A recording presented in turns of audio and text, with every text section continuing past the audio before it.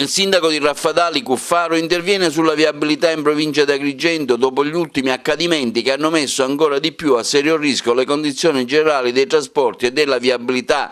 causando un serio arresto alla mobilità dei residenti, imprese e flussi turistici. Non piace alimentare polemiche, afferma Cuffaro, ma nella qualità di sindaco di un'importante comunità agrigentina quale Raffadali mi preme intervenire su una tematica che al di là dei confini territoriali è di vitale interesse per tutta la provincia. Calcare l'onda emotiva scaturita dalle recenti tragedie crea solo confusione e prese di posizioni fine a se stesse. Mi riferisco a tutto il fermento intorno alla casistica del Ponte Morandi che improvvisamente ha trasformato tutti in tecnici ed esperti del settore, attraendo un'endurance che può solo fomentare stati d'animo e discussioni che non portano a niente. Visto che sono stati stanziati 30 milioni per il ripristino abbattimento o un piano B con strade a rasoterra, ritengo che è dovere dell'ANAS valutare e redigere per tabulas la reale situazione e prospettare le diverse soluzioni possibili al fine di fare un'attenta analisi costi-benefici per la soluzione condivisa sotto l'aspetto della sicurezza e della praticabilità,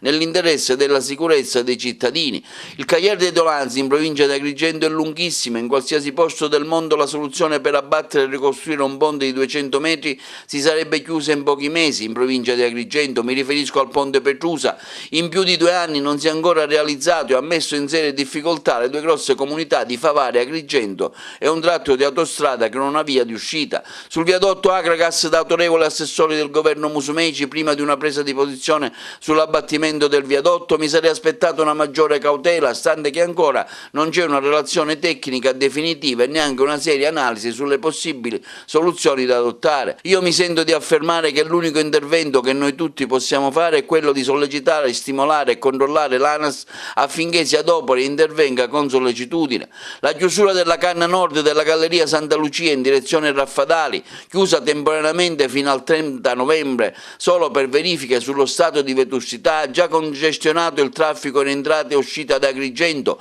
e danneggiato il collegamento con la città di Raffadali. Sono amareggiato perché già un anno fa, avendo appreso che era nei programmi la chiusura delle gallerie per effettuare un serio intervento di manutenzione straordinaria, mi ero adoperato sollecitando l'ANAS a trovare una soluzione alternativa, lanciandogli una proposta praticabilissima. Avevo infatti, sostiene Cuffaro, portato a conoscenza l'ANAS che completando un tratto di strada che si trova lungo la strada statale 118 avrebbe permesso il collegamento della strada statale 118 con la strada statale 189, creando una strada di collegamento che sarebbe servita per raggiungere il quartiere di Fontanelle, che avrebbe favorito e agevolato tutti gli abitanti dei paesi dell'entroterra per recarsi all'ospedale civile di Agrigento, nonché tutta l'utenza che quotidianamente deve raggiungere la strada statale 189, evitando le gallerie suddette e gli attuali disagi dell'utenza con la chiusura della galleria. Il mio appello è rimasto inascoltato, oggi siamo costretti a curarci le ferite, subendo un forte disagio e un notevole danno per la nostra economia.